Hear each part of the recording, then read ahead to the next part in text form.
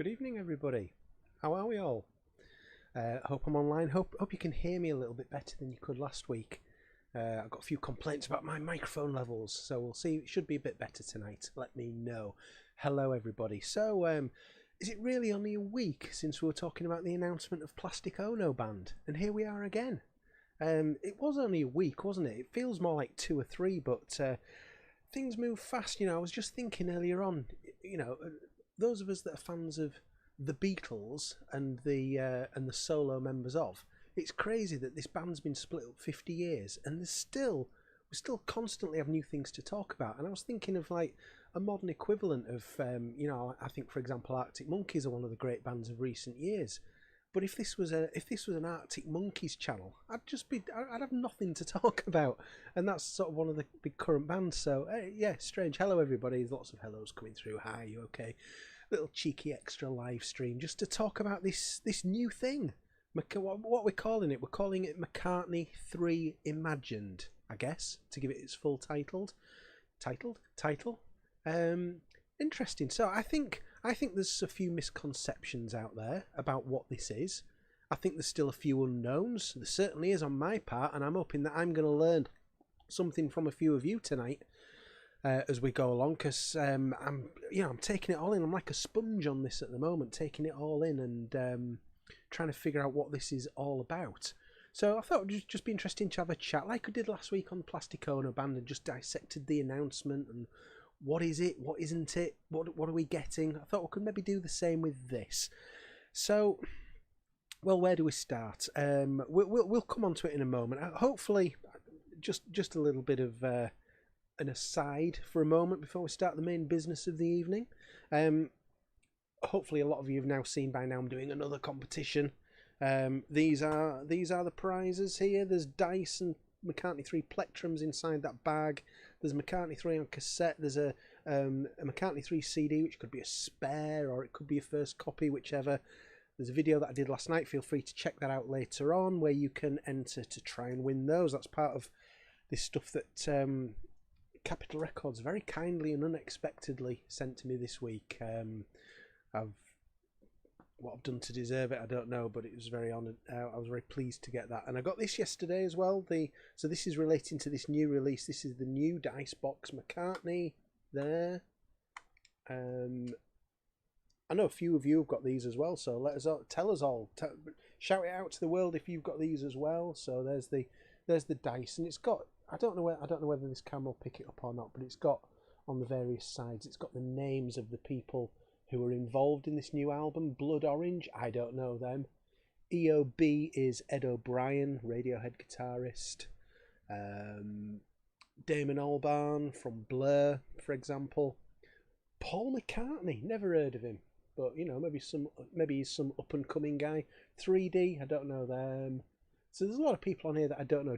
Josh Homme, Queens of the Stone Age, and I presume various other things as well. I'm not an expert on that by any means. Beck, friend of Paul's, obviously. They've been mates for a while, so that was nice to receive. Put them back safely in there. So it's been announced, obviously, today. McCartney 3 Imagined. So the immediate thought that I had is this. You'll remember this from a few years back. Many of you will have this. Is it going to be a new version of this, but just McCartney 3 songs? I don't believe it is. I don't think you're just getting an updated version of that, but focusing on McCartney 3. But again, like I said before, I'm still learning about this. Please tell us if you think differently on here. But I wanted to go through I'm going to go through the track list actually, and let's just have a talk about this. Well, in a moment. Let's just see whether I'm missing anything particular on the chat. Anyway, so hello to anybody I've not said hello to already. I think, hi David, you okay? I think Paul is proud of these songs and wants them heard by a wider audience. Yeah, there's there. Hi Beetle Brad, how you doing? Hi Anthony, okay, we've had a chat about this at length already before this, haven't we, tonight? What are you looking forward to more, the covers or remixes? It's definitely the remixes for me. Well, yeah, I want to get on to that about what exactly we're getting on here, because like I say, I don't think it's just covers of songs like this was. It certainly doesn't appear that way anyway. Cheers, by the way. I'm having a cheeky little whiskey tonight.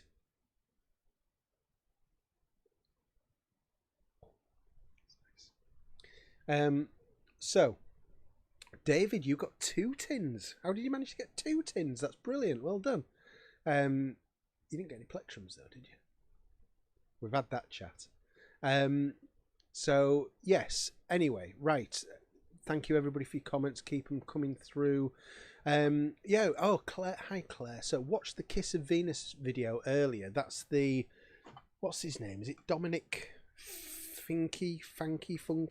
Dominic Fike. There we go. Dominic Fike, who I've not heard of before. Young lad. So, he's done Kiss of Venus. And from his explanation, it sounds like he got details of the song before the album came out. So, he had to sort of decide himself how it would go. And yeah, at the end of his video, you see Paul, it cuts to a park bench, and there's somebody reading a newspaper. And I noticed it was dated, was it something like 27th of February? So it was filmed a couple of weeks ago, maybe. And then the paper lowers down, and you just see the top half of Paul's head like that. So that was nice. Yeah, I'm going to go through the track list. Maxwell Edison, is it just McCartney 3 songs? It is, but it might not be quite in the way that you're expecting. So here's the track list coming up here. Okay. Now, this is what we haven't got masses of information more than what's on here, but this looks like this is not just an album of covers, like, as I like to call it, the McCartney of. The Art of McCartney. So looking at this, I think there's 3 different things going on here. So for example, well, one thing I noticed, and I didn't notice it until really recently, like in the last hour or so, the track listing is in completely different order to McCartney 3. I thought they would have replicated it in order, but no. Maybe that's to do with track lengths and how it fits on sides, I don't know. But anyway, I think you've got 3 different kind of things going on here. It says Find My Way featuring Beck. Now, it doesn't say, it says featuring Beck. Now, that's different. If you look at track 2, The Kiss of Venus, Dominic Fike, that doesn't say featuring Dominic Fike. We know that that's just him doing, I say just, but that's him doing a cover of the song. So, where there's a distinction and it says featuring Beck, does that mean that it's Paul and Beck doing a duet? Now, I don't know if we know this yet. So, if you know, now I'm only guessing, and if you know more than a guess, let us know in the comments, because I think that suggests to me that that's Paul and Beck. And where you've got, for example, Pretty Boys featuring, what? Kruengbin? I don't know if that's right or not. Again, is that a duet? So I think you've got covers, you've potentially got duets, but then you'll look at some of the others and you've got Women and Wives, St. Vincent, remix, Deep Down Blood Orange remix, Sliding EOB, that's Ed O'Brien from Radiohead remix, Damon Albarn remixing Long Tail Winter Bird. Again, that sounds to me like they haven't covered this. What they've been given is either the original multi-tracks of the album version of the song, or maybe alternate versions, and they've completely remixed it themselves. Is how that reads to me. So yeah, I don't think this is just a covers album, but like I say, if you know better, and you may well do, please let us know. Yeah, Sheffield and Beyond, you're saying you didn't realise that there was the remixes. I think it is better than just covers. If it was just a McCartney 3 version of that, it'd be like, okay. But this is, if it is a remix of stuff, and if it is Paul duets, this is a Paul McCartney album different to what you've already got. So I think there might be a little bit more interest to it than maybe what some people have realised so far, potentially. Yeah, Ray Davies did an album where he sang classic Kink songs with other artists. Yeah, he did that about 10 years or so ago, didn't he? Yeah, it might be something like that on those songs where it's featuring, but I guess we'll probably find out more as time goes on, because, you know, what I'm sensing here is, amongst various people, there's a bit of disappointment that you think it's just a covers album, and I'm not interested in that. But there might be more to it than that. Now, if that's replicated on a more wider scale, then I think what Paul's team need to do in the run-up to this album is release other things that are not just the cover versions, but maybe the remixes. Imagine if, I'm going to take an example here, there was Deep Deep Feeling is a remix by 3DRDN. I don't know who that is. Now that could be really interesting, and that might pique people's interest. Hang on, this is Paul, but I've not heard this version before. That might pull a few more people in who haven't realised what this is. So that's what I think anyway. Beetle Brad saying, if you don't know Beetle Brad's channel, check out Beetle Brad's channel because it's really good. Andrew, the sad thing, I don't know a lot of these bands in the new one. Neither do I. I mean, who do I know here? Beck, obviously, but you know, I'm no Beck expert. I can name one song and one album title from Beck. So I don't really know his music very well. And then who else do I know? I know Ed O'Brien, and he's very good. I mean, you don't get to be guitarist in Radiohead for 30 years without knowing your craft. Damon Albarn, obviously from Blur, one of my kind of musical heroes over the last 30 years. Josh Homme, obviously incredibly well known. And then the other one that's of interest is this one right down at the bottom here, Long-Tailed Winter Bird, Idris Elba remix. So obviously Idris Elba did the interview with Paul just before Christmas that was on TV. And Idris he's a DJ as well, isn't he? So obviously there's a connection there between Paul and Idris. But looks like that's a physical exclusive. So it looks like you're not going to get that on Spotify. If you want that, we don't know what it's going to sound like yet, but if you want that, you've got to buy the CD and or the vinyl by the looks of it. So yeah, I think there's an interesting mixture there. So hi Kian, you're saying here the digital version, I don't know what you're answering there. Physical version is on the 23rd of July. Yeah, that surprised me when I saw the release date, 23rd of July, which is like, that's over 4 months away. And normally you expect nowadays about sort of 4 to 6 weeks kind of thing things get announced in, but 4 months. And I wonder if that's, well, I don't know why that is. I honestly don't know why. I mean, I can understand why the release is in July. Maybe, you know, there's a lot of pressure on vinyl pressing plants, for example, at the moment, because they're under an awful lot of strain to get product out. But why was it announced now? I don't know the answer to that. Hey Mazzy, how are you doing? You okay? Another great channel there. Norman Maslov, Mazzy, Beck St. Vincent, crew. I'm going to say Crew and Bin, but I have no idea whether that's remotely right or not. Phoebe Bridges, all great. You know those. Okay, you've got a wider knowledge than I have. I think that's safe to say. Hi Gerard, how are you doing? These will probably be better versions than some of Paul's, says Mazzy, at least vocally. That's something I wanted to talk about because, you know, for several years now, there's been a lot of people saying, oh, Paul McCartney should give up making albums, you know, he can't sing anymore, which I don't agree with that. His voice is changing as he gets older, he's finding new ways to use it. But anyway, to get to my point, people are saying, oh, he should make albums, but he should get other people to sing them. People sort of have a moan in that way. And he's kind of doing that here. I mean, not with the whole album, probably as far as we know, but with several of the songs, that's exactly what he's doing. And I can guarantee that those people who've moaned for years, saying, oh, this is what he should do, he should put out an album, but he shouldn't sing on it, they'll still moan about this. They're not going to suddenly be happy that this is what he's doing. But in effect, this is kind of what a lot of people have been saying for years that he should do. So it's a strange one. So yeah, that's the track listing. Interesting. Which ones? Let's have a look in the chat. What are you most interested? My spatial awareness is terrible when I'm looking at the screen. Which one of these are you most interested in?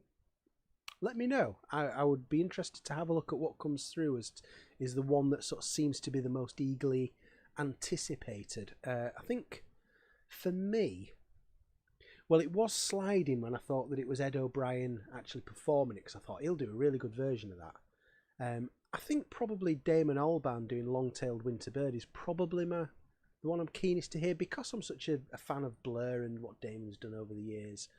And also maybe is it gonna have like a Gorillaz vibe to it? So I think that'll be very interesting. So we will see. Hi Graham. All things must pass 50th more important. Of course it is. But this is an interesting addition anyway. I think. So yeah, let's have a look. Hi Lee. Fike's Kiss of Venus was really good. Yeah, it was interesting. I thought it's quite different to the original, but then I think that's kind of been explained. He's explained in his promotion sort of how that is. It's because the album wasn't out. He didn't really have much to go on. He sort of had the music and the words and kind of had to make his own version of it, really. So yeah, that's certainly interesting. What else have we got? Bailey, 11 minutes 23. Is that what it is? Oh God, I hadn't even noticed that. This is 11 minutes 23 is the version of Deep Deep Feeling. I hadn't clocked that at all. So interesting. That's another 3 minutes on top of the original. Well, I mean, that explains why side D's only got 2 tracks on it, doesn't it? Even though the second one's actually really short. So yeah, interesting. So what else? Yeah, I was asking people what versions you were sort of particularly interested in. I see Beck being mentioned a few times. I'm seeing quite a lot of variation, actually. I don't think there's one that's like that's the one. I'm seeing sort of quite a few different things coming through here about what people are interested in. So TP1415, let's have a look at this. I'm interested to see what they do with Pretty Boys, given that it's his best song since My Brave Face. Interesting. I've mentioned on a couple of videos before when I was in McCartney 3 mode that Pretty Boys is one that first time I heard it I thought, it's alright, that's nice. And then each time I heard it I thought, oh God, I'm really loving this. And I think Pretty Boys is I think it's a beautiful song. Definitely. Jeremy, hi Jeremy, I like the fact you can have 2 albums, one sung by Paul and another by other artists. Hopefully both will complement each other. Yeah, definitely. If the new version isn't any good, I will just ignore it. Fair enough. Yeah, I think that's interesting about having albums that complement each other. Any version of Deep Deep Feeling will be worth hearing, says David. I agree. I just think it's a really interesting. I even hesitate to use the word song, and I don't mean that as an insult. It's more of a groove and a vibe and a soundscape. Beetle Brad, Andrew, you getting the vinyl or the CD? So I've ordered the CD, and I've ordered that splatter vinyl, which looks beautiful. So let's just have a look at the splatter vinyl. Here we go. That looks nice, very nice. Unfortunately, I've had to order it from the McCartney shop, which is notoriously, I've had some run-ins with them in the past, shall we say, some orders that haven't gone quite as smoothly as I would have liked. So it's going to be all sort of fingers crossed in July as to whether that transaction goes through okay and whether it arrives on time. We will see. So yeah, I've ordered the splatter vinyl and the CD. So yeah, looking forward to those. So what else have we got? Pretty Boys makes me want to listen to R.E.M's Electrolyte. I think I've mentioned that before. I think I mentioned that a month or 2 back, that there was a song that Pretty Boys reminded me of loads and I couldn't figure out what it was. And then I eventually sussed that it was R.E.M. Electrolyte. So I don't know whether you've come to that conclusion separately or whether you've heard me say it and agree with it. That'd be interesting. It'd be interesting if you've come to that conclusion separately as well. Well, interesting to me, might not be interesting to anybody else. Hi Mike, do we think there may now be less chance of an expanded edition of McCartney 3 with outtakes and bonus material? I don't know, but all I do know is, and I'm not going to name any names here, but somebody who knew a long time ago that this was coming is also saying that this isn't the last thing that's coming. Exactly what it's going to be, I don't know. Whether it's going to be like an Egypt Station Travelers Edition or Explorers Edition, or whether it's going to be like... I think I pulled this out last week, 1 second. Or whether it will be something like the new edition that came out about a year after New came out. I don't know. I don't know, but I've heard this may not be the last McCartney 3 related thing. Graham, I haven't got connections, honestly. I have no importance in that way. Just somebody at Capital has decided that they would like me to. I mean, the fact that I do all this stuff and show it, that ain't going to do any harm. If we're being honest, it's not going to do me any harm coming and showing all this stuff and doing competitions. And but I don't have any connections. They've just seen my YouTube videos. They must like what I do, and they've decided to send me things, and I'm very grateful. And if they continue to do that, I'll continue to show them and talk about them. So, but no, I don't have any importance in this world. Let's put it like that. Paul would be a perfect Gorillaz collaborator too. That you're absolutely right, Dan. Most of you'll know, but for anybody who doesn't know, Gorillaz is Damon Albarn's sort of other band that he formed after Blur, and Paul and Damon have been sort of quite pally for a long time now, and you could absolutely imagine Paul appearing on a Gorillaz album, definitely. Beetle Brad says, "Oh, I do think you are right, Andrew. Thank you. I can't remember what it is that I've said now because I just go into a complete blur when I'm doing these things." Talking about Blur again, I don't know what I've said 30 seconds ago. I have no idea, but whatever it was, you're welcome.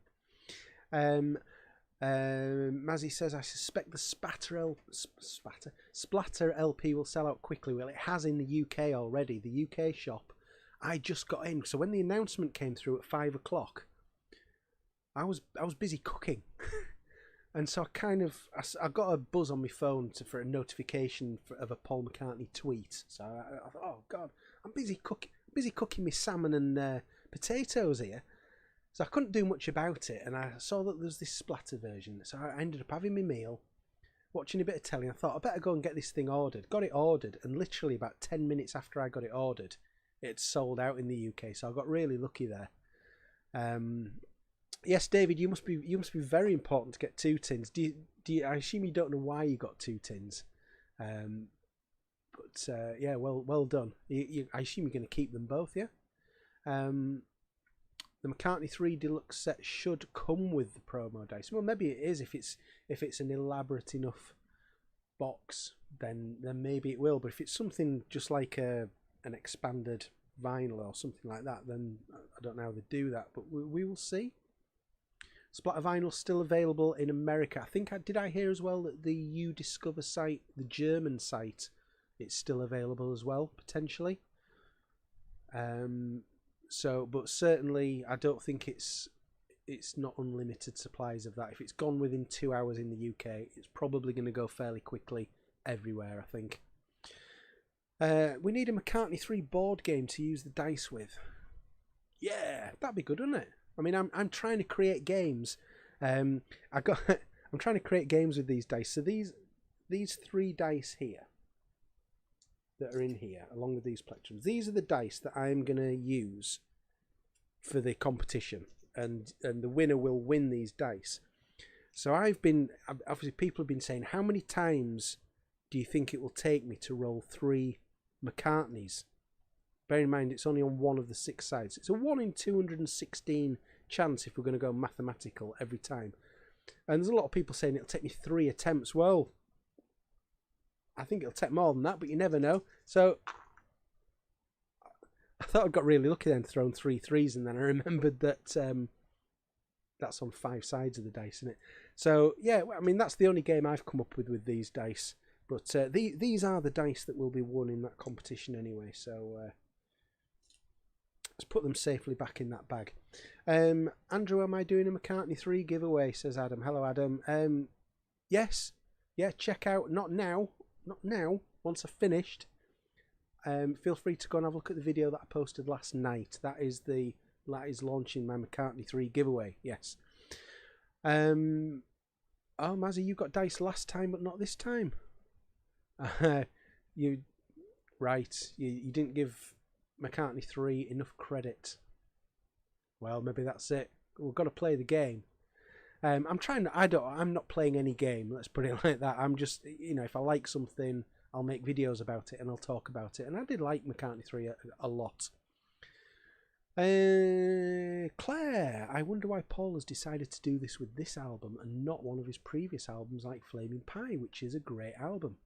I don't know. I think just generally in terms of marketing and opportunities, I just think he's got a really good team now. And I know it's a team that probably a lot of what they're doing is overkill to a lot of people.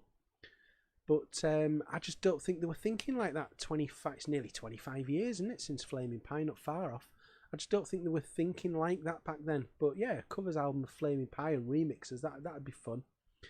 Has anybody ordered the Spotify vinyl of this album? Let me know. I'm just going to put a picky up. Because I thought this was interesting looking at that, because that is pretty different. I've got my McCartney 3 Spotify green here. Now that's a considerably different shade of green there, and I don't know whether it's going to be like that, or when you get them, is it actually going to be more like this one, which is sort of quite see-through and green tinged. Well, this was Coke bottle green, wasn't it? Is the Spotify one Coke bottle green as well, or is it just green? It's mentioned as. But I noticed there was quite a variance in colour there. I mean, whether they'll do, I don't know whether they'll do like they did with McCartney 3, and as time goes on, there's just more and more colour variations announced. I don't know. I mean, I don't know. Is there the same market for this album as there was for the main album? Be interesting to see. We will see. Raymond, the hair is growing. Yes, it's locked down. I just haven't been. I could get it cut anytime I want. I just can't be bothered. I can't be bothered to do anything at the moment that I don't have to do. So yeah, let's get rid of those green dice off. Oh my goodness me, we've got all sorts of things coming up here. That's it. Technology, folks. You know me and technology. Lloyd, George Ezra covering Find My Way would be excellent. That would be a guaranteed way for me not to buy this album. If that was the case. I can't. If he comes on the radio, it's going off. Every single time. Not a fan at all. DJ saving you money for the Plastic Ono Band. Yeah, well, fair enough. Yeah, I mean, Plastic Ono Band, All Things Must Pass. They're the major releases, and the Beatles Get Back. This is an interesting addition, I think. The Spotify is Spotify green, so yeah, as opposed to Coke bottle green. So the Spotify logo is very green anyway, isn't it? So that, yeah, okay, that makes sense. Okay, looking forward to seeing which song Damon Albarn is on. Well, we've covered that, Lloyd, but I'll just show you quickly again for anybody who wasn't here before. Damon is doing a remix of Long-Tailed Winter Bird, so as yet we're not quite 100% sure whether Damon actually, whether you're going to hear him on there, or is it just his sort of mixing and producing skills that you're going to hear. I don't think we definitively know the answer to that yet. Yeah, okay. A live from home concert of McCartney 3, yeah, that'd be cool. I was thinking about something actually the other day. I was hearing somebody talking about about a year ago, well, probably not quite a year ago, but Paul did there was like a COVID benefit concert thing, and Paul did this really sort of chilled out, downbeat version of Lady Madonna, and he got absolutely slated for it. It was like a Lady Madonna, children at your feet kind of thing, and it got me thinking. At the time, it was like, whoa, what the heck's this? But then when McCartney 3 came out, and Women and Wives, which I immediately thought, this is like a slowed down modern day version of Lady Madonna, and it then sort of dawned on me when he did that concert back in whenever it was, May, June or whatever last year. Women and Wives was obviously probably written, recorded by that point. Did he deliberately have that kind of thing in his mind and do Lady Madonna in a Women and Wives kind of style, which we wouldn't have known at the time, but it kind of dawned on me afterwards? I don't know. Oh, people aren't liking the fact that I've just said something about George Ezra. It does nothing for... Well, it does do something for me. It gets me angry. And I have to turn off. I just don't like it at all. He probably is a very talented musician, but I just don't like what he does with it. do I prefer this artwork or the original McCartney 3 cover, says Anthony. Well, I don't know, to be honest, at the moment. I think they're different enough to be distinct from each other, but they're similar enough to obviously be part of the same overall project. At the moment, I probably prefer the original because I've had it in my head for how long now? 4 months we've known the cover, roughly, something like that. Harry says, isn't this what would normally be given away with the mail on Sunday? Well, I can't possibly, but I mean, I've got a lot of CDs from things like Uncut Magazine, Abbey Road, but to be honest, a lot of them are just like artists that you not only have you never heard of, but you're never going to hear of them again, probably. Whereas this, I think, the fact that I've not heard of these is, I think, partly just because I'm an old git now, and I just don't know a lot of these people. But there's some big names on here. I think I think this is something slightly separate to that. So where are we? What about Tom Odell, Modern Talent? I don't know too much about him, but I do know that my daughter was really into Tom Odell a few years ago. I remember driving Dad's taxi, driving her to Tom Odell gigs, and she certainly spoke highly of him. He seemed okay.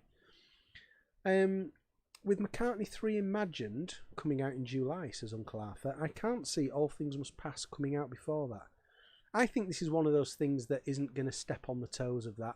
I think All Things Must Pass is big enough to look after itself, and I think a Paul, not a main Paul album, but kind of an offshoot of a Paul album. I don't know. Would that get in the way of George? I don't know. I don't think so. Mike's hit it on the nail on the head. His voice is incredibly irritating. Yes. It winds me right up. I can't do a daily live stream. I really couldn't. I would be, I'd be gibbering away in a corner, a nervous wreck. I mean, this is 2 weeks in a row now I've done live streams, and it's, or maybe even 3, I don't know, and it's that's enough for me. I thought Taylor Swift might have got the gig. Yeah, I wouldn't have been surprised at all if Taylor Swift had been on this, and that would have been big, wouldn't it? That would have drawn a lot of people into the album who might otherwise not be interested. So I'm sure Paul maybe had a chat with her about it, but maybe she couldn't fit in because she's re-recording all her albums, isn't she, at the moment? So Memory Almost Full was free with the Daily Mail, incredibly, which surprised me at the time. So I picked that up for, I think I got it in a charity shop later because I don't want to actually be buying the Daily Mail because that's not something that I want to be, not want to be parting with money for that rag. I'm getting opinionated tonight, folks. People are pressing my buttons here. I just got the John Lennon album Imagine with the song How Do You Sleep. Yeah, is that a song that you were not familiar with before, DJ? Is that a song that's new to you? It's certainly grabs your attention, doesn't it, if you've not heard it before and if you know who he's singing about. Yeah. Beatle Brad, Elvis Costello would have been good. There's all sorts of people who would have been really good on this, but I think it's a good lineup anyway. So interesting. Was there anything else? I think we've gone through this track listing, haven't we? I think we kind of know as much as we know at the moment, but I'm sure there's going to be more information coming.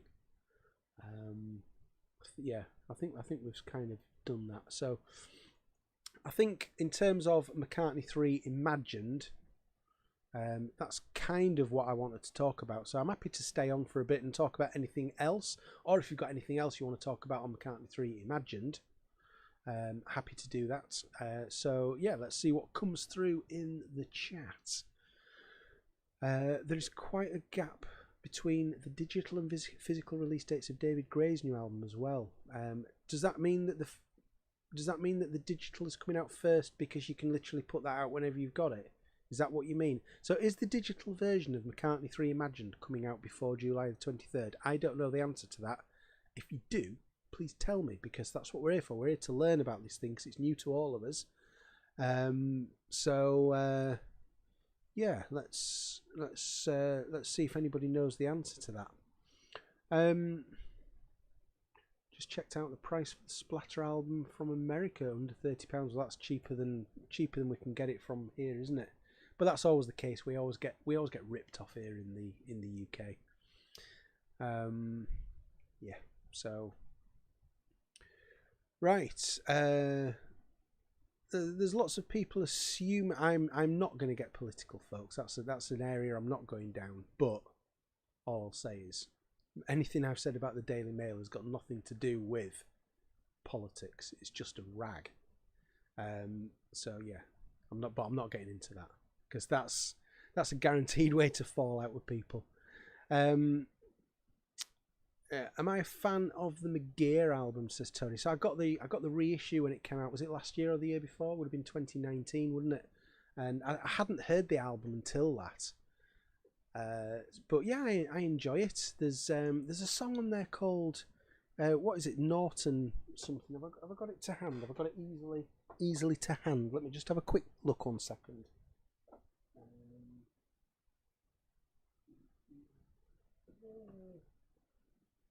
No, I don't know where it is. Norton something anyway. And if any of you know Half Man Half Biscuit, that kind of came along several years later, English sort of indie comedy kind of band, it sort of very much sounds like they might have been influenced by that song. So yeah, I like McGear. I'm interested in. He's got a book coming out, hasn't he? As Mike McCartney, Mike McGear, whatever name you want to give him.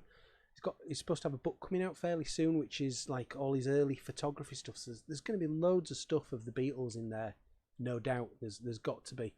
I'm actually sort of slipping in 1 or 2 messages on Twitter. I would love, and this is complete pipe dream because it won't happen, but I would love to get to talk to Mike about this book and put it onto YouTube for you. I'll keep having little nibbles with him, and it's not going to happen, but I'll keep trying anyway, because it would be great to have a chat with him about that. So yeah. Oh, you should hear what the Daily Mail. They say nothing about me, but they just say lots of crap about lots of people. But no, I'm not getting into that. Right. Emmett, thank you for this. Digital is out on 16th of April, same day as Plastic Ono Band. Is that right? That's interesting. That is because McCartney 3 was originally due to come out on December the 11th, wasn't it? And then it was put back a week because of the little deal that he did with Taylor Swift. And December the 11th was the 50th anniversary of Plastic Ono Band. So he was going to release McCartney 3 on the same day as the 50th anniversary, and then didn't. And now he's actually going to release this album on the day of the release of the 50th anniversary version of Plastic Ono Band. Interesting. Didn't know that. Yeah, okay. Beetle Brad says, Andrew, do I like Madness? Outside of yourself, no one talks about them. Yeah, I love Madness. I went to see Madness live about 3 or 4 years ago. That's the only time I've seen them live. It Must Be Loved by Madness is one of the very early records that I bought. I've not bought, it's probably like the 2nd or 3rd single I ever bought. Absolutely classic band. Yeah. Oh my God, we're on to Chaz and Dave. We're really going to talk about Chaz and Dave, Anthony. All I will say is about Chaz and Dave, Ain't No Pleasing You is a genuinely brilliant song. And I will always be a massive fan of Snooker Loopy and be able to sing along word for word the whole song. That's as much as I'm talking about Chaz and Dave. Am I getting Ringo's new EP? I keep thinking about it. It's out. Is it a week tomorrow? I think it's out. So it's probably time for me to make my decision. I might do, because I've been on this bit of a Ringo trip lately, and so yeah, I'm probably not going to get it for next Friday, but I'll probably pick it up at some point. We will see. The thing with Madness is, I mean, I remember when I grew up, we had the Guinness Book of British Hit Singles in the house, and I used to read that all the time. And one of the things that I picked up from that is if there's a 10-year period, and I think it's something like 1977 to 1987, where they were like the most successful band in Britain over a full 10-year period. If you use it as those 2 dates, I think it was those 2 years, or it might have been 78 to 88 or something. So, really successful band. Yeah. So John Lennon mentioned madness in an interview. This is something that I've always been keen to check out. Quotes by John Lennon on things like new wave and punk and things that were sort of coming through towards the end of his life, because I think he didn't he comment on the B-52s. I think he liked that. And when you listen to something like Rock Lobster, you think, God, that's like Yoko inspired. A lot of that kind of thing feels to me, anyway, as though it is. You could imagine that being inspired by some of Yoko's stuff on Double Fantasy, for example. So I'm always interested, in when John talks about things of like whether it was madness or did he talk about Blondie and that kind of thing. Andrew, is that a Smurf on your shelf above the archive series? Oh, this? No, it's not a Smurf. This is it's Paul from the Yellow Submarine Lego. There you go. Yeah. I like to just move them around every now and again, and I never know whether anybody notices, but they're always. I've declared my own Easter egg now, haven't I? Which shouldn't do, but yeah, that's I move them around. They're always in different places. Anthony says, did I end up getting Ringo's rotogravure despite there being a cover of Hey Baby? I got outbid on eBay at the weekend. I was gutted. It was there was a copy going for £1.20 on CD, and there was a minute left, and I thought, I'm in here, and then it just went, and it went up to about 14 quid, and I'm not paying that.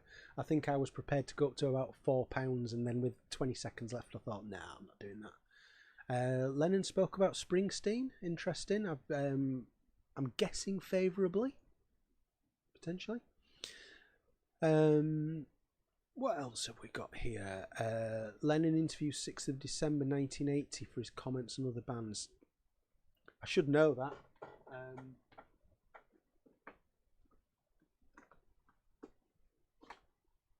Having it here.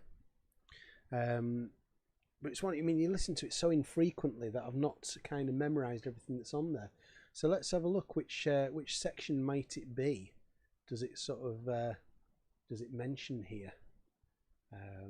Oh, right. Disc 2, track 23, is called New Wave Reggae Disco. Well, I'll have a play of that when we're done here. I will have a play of that. My mug. Do I live in York? No. This isn't. I've got a drink problem. I don't know which to have. It's New York. My favourite place I've ever been. I don't live in York. I live near York. Yeah, I live near York. Let's put it like that. Andrew, how much of Rolling Thunder review box set have I listened to? I'd probably be lying if I said I've listened to it all, but there's like parts of it that I've listened to quite a bit. So yeah, there's bits of it I've listened to a lot, and there's probably other parts where I've not fully explored it yet. But I do like that tour. I think Bob was on fine form. David, you've got rotogravure for bargain bin 99p. Well, I'm hoping that when our shops reopen, when is it? Is it a month tomorrow? Is it April the 12th? I think our record shops over here can open up again. I'm hoping that I can find some bargains. I'm going to be getting in there into there's a place called Relics in Leeds, which is really good, which has got lots of good CD and vinyl secondhand. So I'm going to be going down there and having a good route around and seeing what I can find. Sheffield and Beyond says, am I an ELO or Jeff Lynne fan? Well, I mean, I like the singles. I've never massively gone deep on albums, but you know, he made some absolutely classic singles, and of course I like what he's done with Travelling Wilburys, and I've got nothing against his kind of production style. So yeah, Jeff Lynne's a legend, definitely. There's an extended. Ciron says there's an extended version of the Andy Peebles interview on YouTube. Interesting. So what? Even longer than this 2-disc jobby here, which is pretty long. Interesting. Yeah. Where have we got? Kean's made a mistake. Starting a record and CD collection in 2020. Is that just because the shops have been shut? Interesting. So you're pretty new to all this. Okay. Where have you started? What were the things? So Kean, let's hear from somebody who's a recent person to start a music collection. What were the things where you thought this is where I need to start? These are the bases I need to cover early on. Let's see what you've got on that. Graham says my Ringo Rotogravure came with a magnifying glass. Was that back in the day, like an original version, an actual magnifying glass, or like a paper one to put over the sleeve or something. Oh, Robert, you've caught my eye with some key words here in this. Would you like to see U2 recreate their early 1990s Zoo TV like they did for Joshua Tree Touring 27 on its 30th anniversary? Honestly, no.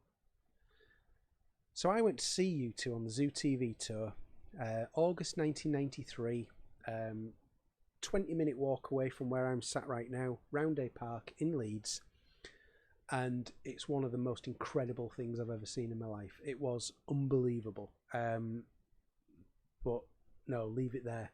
That was it. Because I don't think they'd do it justice again. Beetle Brad says we need to switch, I think you mean. You come where I live and I would love to come back to the UK and get vinyl.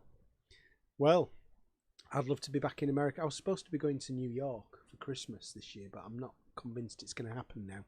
It might still do. We will see. Got a big birthday coming up, and I was going to spend it. In New York, but we'll see. Right. What the heck? This has caught my eye.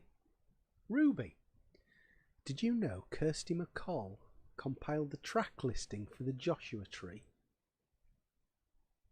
Say what? I'm going to be Googling that afterwards. Oh, have I heard this? Was she in the studio? Was she going out with like Daniel Lenoir or somebody like that, and was there and gave her input? Interesting. That's kind of one of those facts. My favourite fact like that is that Eminem's My Name Is Slim Shady. The drum and bass on Eminem's My Name Is played by, going back to an earlier conversation, Chaz and Dave. And that's a true fact, folks. If you don't believe that, you can look that one up.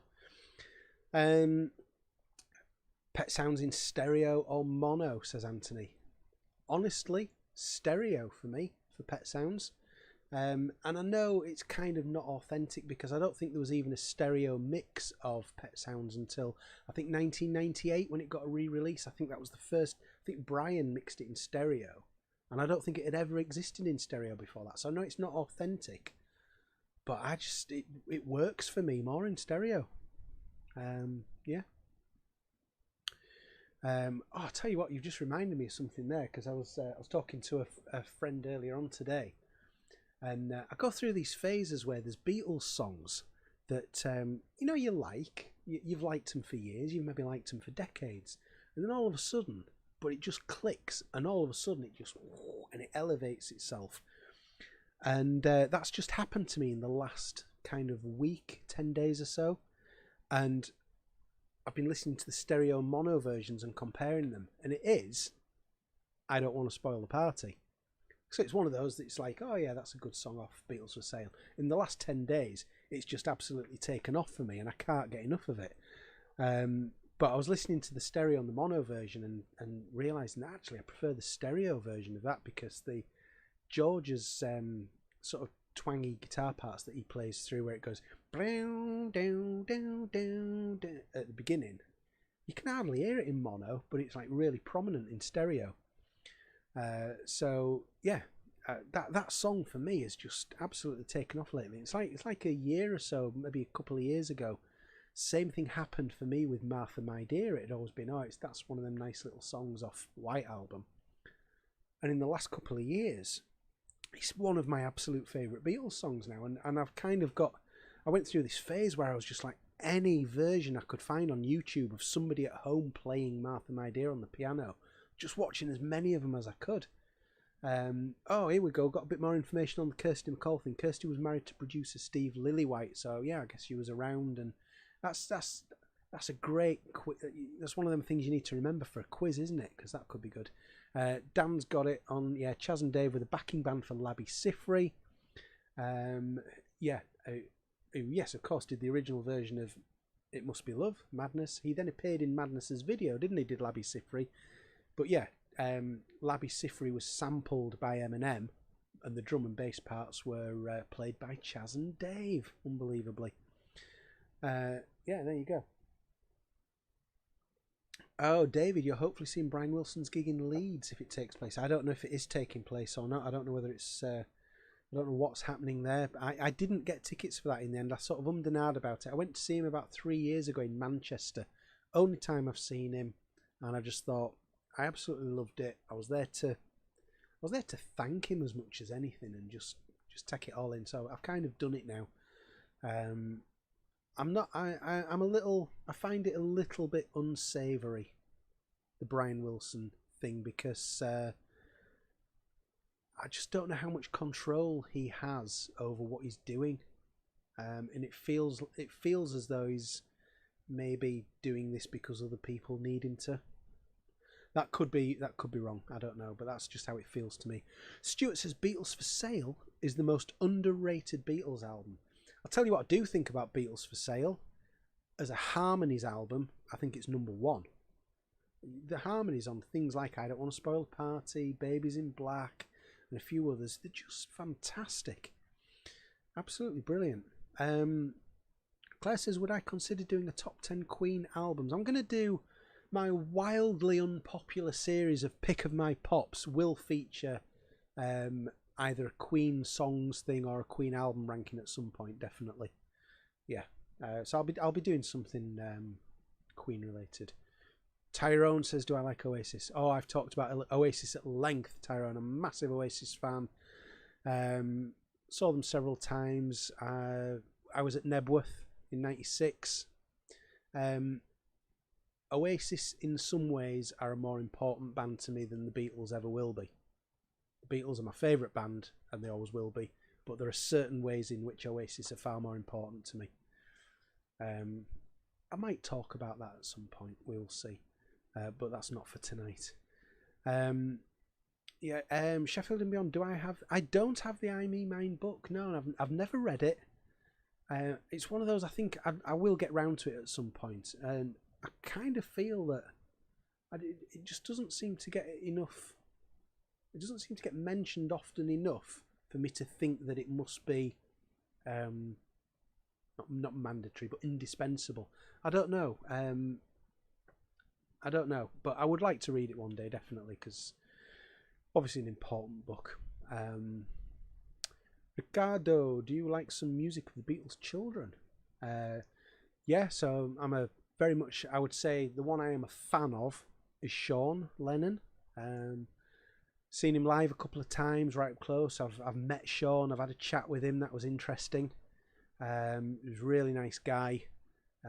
I like a lot what Julian Lennon did. James McCartney, he can be hard work, but I think he's made some good music. James McCartney did a really good cover of Neil Young's Old Man. That's worth checking out if you've never heard that. Other than that, I need to explore the music of Danny Harrison, which I haven't done yet. And of course I'm a fan of Zach because, this is the guy who was for several years simultaneously the drummer with Oasis and The Who. He's the reason why Oasis and The Who didn't tour at the same time as each other for several years, because they had to wait for Zach to be available. So, as well as any other reasons why they weren't touring at the time. So, did I like BDI? Says Row A. Yeah, I loved BDI. Said loved them. It wasn't all brilliant, but some of the stuff that they did was really good. Again, I saw BDI live just after Gem Archer had his illness. You remember he was off ill for quite a while, and I saw them just after he came back, and you could tell that he still wasn't fully recovered, but that he was glad to be back on stage. But I like Liam's entire career, definitely. Yeah. What else have we got? Julian Lennon is a lovely person and a great musician. We're not going to argue with either of those things. Cheers again. Jeremy says, do I own the 12-inch of Fluid by the Fireman? I don't. The super rare one with the poster of the pretty naked lady. No, I don't. Because back then, when was the Fireman? Fireman was. That one was from Russia's, wasn't that? Was Russia's era, wasn't it? Which was like what, 98, 99. I wasn't buying any vinyl then.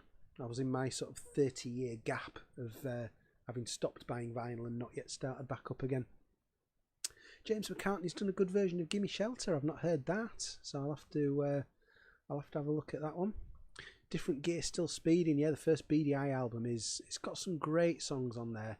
The Roller, Wigwam, Beatles. There's a song called Beatles and Stones for anybody who's interested in all things Beatles. There is a song called Beatles and Stones on there as well. Beat Goes On is great. I think the best song that BDI did, sorry, we'll finish with BDI in a moment for anybody who's not interested, was a cover version, and it's called Sons of the Stage, and it is phenomenal. I absolutely love that. It was a cover of an old early 90s song by some band you've never heard of, and it's brilliant, absolutely brilliant. Zach didn't know a son of a Beatle played with the Sons of the Beatles, as in Oasis. Yeah, yeah, it was kind of appropriate, wasn't it, for them to get Zach in on drums. Favourite song from Bocuse of Blues, says Anthony. I like $15 Draw. And there's another one called, is it Silent Homecoming? Have I got that right? Let me just double check. Because I'm still learning these Ringo ones. It was, yeah, $15 Draw. Is it Silent Homecoming? Where is it? Where am I looking? Yeah, Silent Homecoming. Yeah, they're my favourite two on there. I mean, I really love, this is just so authentic, isn't it? He went to, I think it was Nashville, wasn't it? He went to and used, you know, like the best, like, you know, like the proper musicians that they had to offer. So, I mean, he wasn't just tossing this off. This was made with, you know, like the right guys for that kind of music. Sons of the Stage is brilliant. Yes, it is. It's absolutely great. I love that. Beetle Brad, do you think you would make a video on Madness? I probably wouldn't, to be honest. Sorry, Brad. I wouldn't class myself as knowing enough about them to talk confidently about them to any length. And I know that normally doesn't stop me with anything else, but it's probably not something that I would class as an area of expertise. I've just got nice memories of it, really. If you're a big fan, Brad, actually, one little story that you may or may not know is the Our House single, which if you're a big fan, you'll probably know about this. It's like a child's drawing of a house. It's like a child's painting of a house with sort of stickmen, mum and dad, and that kind of thing. So I remember when that was created. So there was a TV show. Anybody of my age in the UK will remember a TV show called Saturday Superstore, which was on a Saturday morning. It was like the kids' TV show, something like 9 till 12 on a Saturday morning, and they ran a competition, which was you get to design the sleeve cover for the next Madness single called Our House. Send your entries in. So I remember them launching that competition, and then what you see on that single is the winning entry. So I remember that all that happening on TV at the time. So that was quite fun. But I don't really have enough to be able to make a video on them, unfortunately. Is BDI's cover Beatles and Stones the House of Love song? I know. I think Sons of the Stage might be the House of Love song, but I think Beatles and Stones was a BDI original. Killian, have I seen the Back to the Egg TV special HD remaster on YouTube? I haven't, but I did hear about it. So I was listening to the Paul or Nothing podcast, which I was on a few weeks ago, and that was great fun.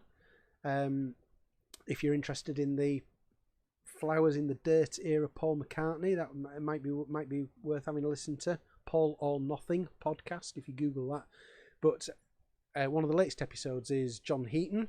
A great session that he did on that podcast talking about the James Paul McCartney TV special from 1973. But they talked about that in there, so it was like yesterday or the day before when I listened to this, and they talked about this being on YouTube. And I thought, I'm going to have to go and have a look at that, because no, I haven't seen it. I might have seen little clips from it on certain things, but I haven't, and no doubt it will be it'll no doubt be on the archive collection when that comes out, but we will see.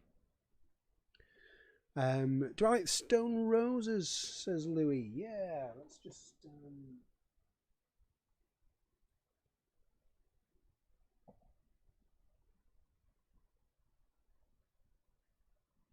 sorry about this, 1 second, talking amongst yourselves. Absolute classic, one of the great debut albums of all time from 1989. Absolutely brilliant, legendary. Ian Brown's gone a bit weird though lately, hasn't he? But apart from that, yeah, absolutely fantastic. I've never got to see them live. I wanted to on when they did their reunion concerts a few years ago. I wanted to go to the Heaton Park one in Manchester, but the night that it was, I couldn't get there. It was back end of June in whatever year it was, and I couldn't get there because I was gigging myself that weekend, so I couldn't do it. So no, I've never got to see him live, unfortunately. Thomas, do I have a Beatles Christmas album? I've got the Christmas singles box, which if I just angle my camera up a little bit, you'll see it up there towards the left hand side of your screen. You'll see the Beatles Christmas singles box, which is a cracking thing. I absolutely love that. What do I think of Suggs doing I'm Only Sleeping? I don't think it was brilliant. Camera's gone a bit weird there, never mind. I don't think it was amazing, but fair enough. What else have we got? Brad can do Madness. Yeah, Brad, you do the Madness videos. I'm sure you can talk more than I can about that. 2016 was it, Carl? When I remember the it was either the very first, I think it might have been the very first Stone Roses reunion gig, and I was kind of following it online. Was it Barcelona or somewhere like that, where Rennie stormed off and refused to come back and do an encore, and we thought it had all imploded before they'd even started, which is quite funny. Anthony talking about League of Gentlemen. Yeah, Inside Number 9 is, if anybody's not seen Inside Number 9, it's an absolutely fantastic TV show. It's so clever. It's a different situation and characters every episode, but there's some great stuff in there. Do I like Richard Ashcroft's solo work? I've not really followed it, but he's done a great cover of, what's he just done a great cover of? Free the People, Bring on the Lucy, the John Lennon song from Mind Games. He's just released a cover from that, and you can tell he's in Abbey Road as well. I'm pretty sure he was in Abbey Road recording it. You can see those stairs at the side, the stairs that lead up to the control room. And that was really good, but it was a case of, let's remake this as near to the original as possible. Any news on All Things Must Pass 50, says TP1415. I've heard it's not massively far away from being announced, whatever that means, but I took it to mean, potentially sort of earlier in the year rather than late in the year. I don't think it's going to be late in the year. I think it's going to be before then. So, yeah. Ian Brown playing with the vaccines. Clever. I don't think he would he? Ian Brown's gone weird. How can you tell? Yeah, yeah, fair enough. Do I have the Electric Arguments tin box set? No, I would love to have got that. Do you know, wasn't it about £100 at the time? And it's like there's no way I was ever going to spend £100 on a box set back then, which seems sort of, I think I've kind of broken that that principle these days, but I wish I had done. Maybe it'll get some kind of reissue at some point. That would be good. We need more vinyl reissues. We've not had a Paul vinyl reissue for coming up for 2 years in July. We need more of those. We need Electric Arguments, Memory Almost Full, even Driving Rain, because I don't think we're going to get an archive collection of it anytime soon. Can we have all this stuff, please, Paul?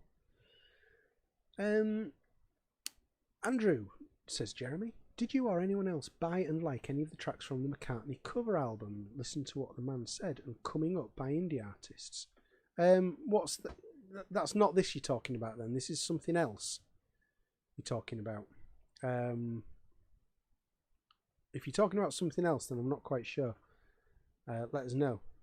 Harry, the Inside Number 9 live Halloween special was shockingly terrible. Well, the thing was, they kind of shot themselves in the foot, because I had at least one... Well, I had one mate who sent me a message on the night saying, it's all gone wrong, I've switched over. I said, they don't do things wrong. Stick with it. They made it look like the whole program had failed, but it was actually... That was part of the script. So, I know there was a lot of people switched off when, if they'd stuck with it, it was actually something very different. Oh, here's a massive question. What do we think the contents of All Things Must Pass might be? Well, I think to me, as much as anything else, the really interesting thing is how much have they been able to do with this remix, because I've been reading up about it, about how certain things, there were certain songs on it where all the sort of wall of sound and reverb and everything was baked in by Phil Spector at the time it was recorded, and it's there and you can't do anything with it. And there's other things where you can do a lot more with it because it was added afterwards. So I'm interested to see what they've been able to do, and I wouldn't be surprised if there's sort of a different vibe between some songs, between those songs where it was baked in reverb and those songs where it was not. So I think that's the most interesting thing to me. But in terms of outtakes, alternate versions, just give me as much of it as possible. I'd love to hear it, because aside from what's on the Early Takes Volume 1 and the bootleg Beware of Abco, I've not really heard any of it, because I don't really go in for bootlegs much. So yeah, right, what else have we got on here? Hi Oliver. Right. Do you think the new McCartney release will delay or stop any vinyl reissues? We need the likes of Run Devil Run and Memory on vinyl. Well, I think I've just been mentioning that. Do I think the new release will delay or stop it? I don't know. I like to predict what's going on, but it's so hard to predict how they think. But it's a busy year this year, isn't it? So I don't know. Yeah, there's a Ram covers album done by Denny Sywell. I think I mentioned that briefly last week. He's certainly been involved in something, but we've also got the Ram Half Speed remaster coming as well at some point soon. Not for Record Store Day, it's going to be separate to that, but if that's anything like the McCartney one, it's going to be brilliant.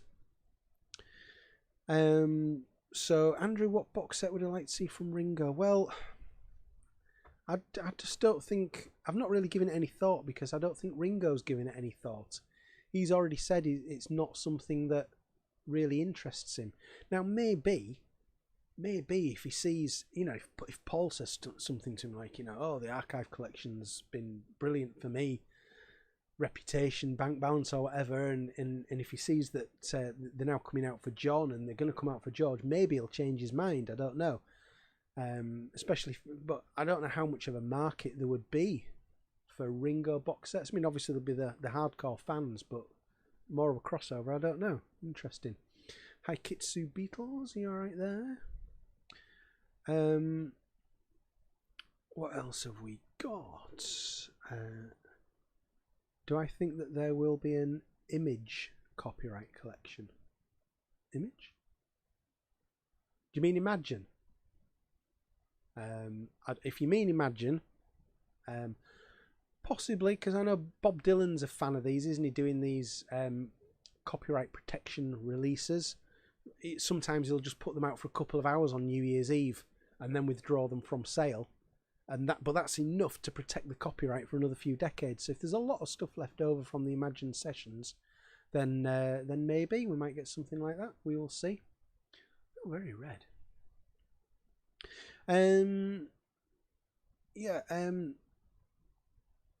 What else have we got? Tyrone went to see Sean Lennon live. Liked him very much. Yeah, he's really good. I was saying I think I talked about him last week. I was just shocked at how good a guitarist he is. He was seriously good as a lead guitarist, which was one thing I wasn't expecting from him. Yeah, you do mean Imagine Sheffield and Beyond. Yeah, cool. Okay, good. A Goodnight Vienna box set, is that the most likely one? You'd think probably the Ringo album might be the most likely one if he's gonna do one, but like I say, I just don't know how interested he is in doing them. Yeah, so yeah, there we go. Right, just get any last things that you want me to talk about, get them in, because I'm not far off being done. Tell the old voice is starting to go.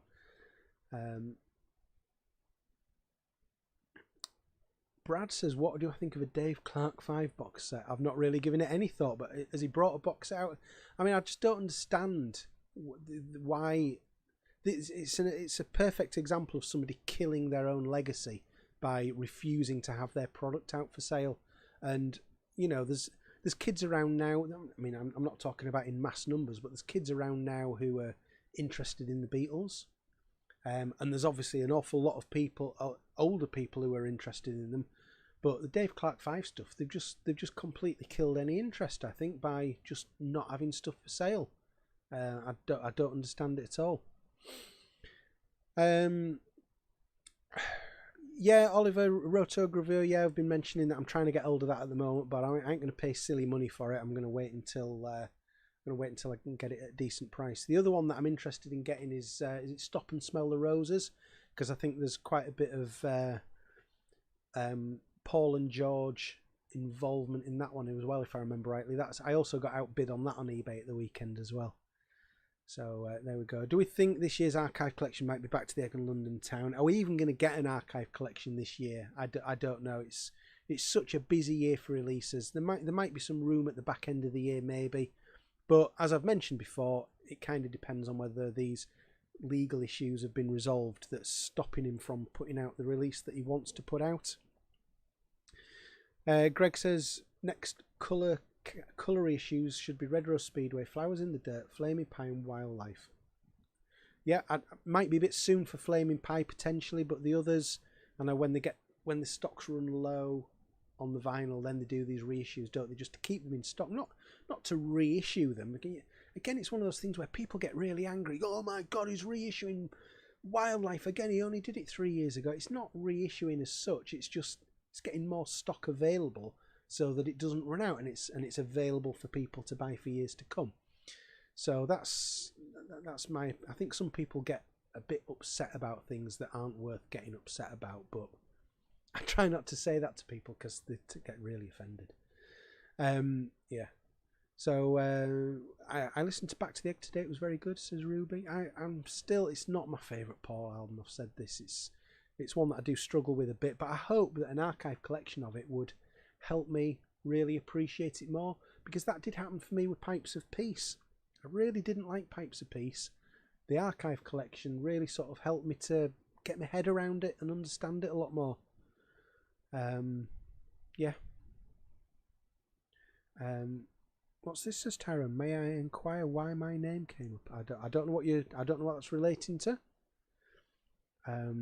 Thank you, Brad. Cheers, mate. Thank you. I haven't got May Pang's book, no. I guess it's very John heavy, because I presume there's only one subject that May Pang's going to talk about that would interest people to buy a book.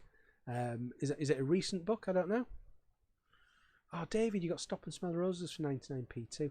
I need to go to these same shops because I'm not paying 14 quid for it on eBay. Yeah, it's just silly money. So yeah, this has been good. I think I've certainly learnt a bit more as we've gone along about the McCartney 3 Imagined release, just by hearing what you've got to say about it. And it's helped to sort of clear some things in my mind. Just a little reminder for anybody who's joining recently, this is the track list, and we've talked about the fact that it looks like, we don't know for definite, but it appears that there's 3 different things going on here. There are some songs like Find My Way with Beck that are featuring that sounds like it might be kind of a duet. There are some things that are straight cover versions, like this Dominic Fike cover of Kiss of Venus, and then there's several that are actual remixes, which sounds like you're going to get the Paul song but remixed in a different way. So it is more than just a covers album, I think, for anybody who's thinking that, it would appear. Do another World Cup of solo albums, says TP1415. I intend to do more World Cups. I'm planning. I've got a bit of a backlog of things I need to do. I know quite a few people have been asking me about doing a video on when you buy these box sets that have got the Blu-rays, how do you get the high-res Blu-ray onto your computer or onto your server so that you can play it digitally rather than buy the disc. And I'm putting something together for that. I'm in the middle of doing that at the moment, so I've got that. And oh, hi Mr. Calico. Oh, Ben, hi, my good friend Ben, how are you doing? Good to see you. Ben also got in on the splatter vinyl just before it sold out, same as I did. Well done, Ben. Let's get rid of that track list off there. Good to see you. Yeah, so Ben, you're late. You're very late. We started an hour and a quarter ago. I'll have words with you about that tomorrow because I'm just about finishing now. But I'll leave this video up. If anybody missed the beginning and you want to see it, the video will be up. You can go back. Don't forget, if you haven't done already, to enter the competition to win McCartney 3 goodies. There's the promo dice. There's McCartney 3 plectrums. There's McCartney 3 on cassette and on CD. You can win that if you go to the video that I put out last night, and you've got to enter it before Monday next week. So this is me signing off, saying thank you very much. It's been a good hour and a quarter. Thoroughly enjoyed it as always. Hope you have. And I will see you again very soon. Stay safe, everybody. Cheers. Bye-bye.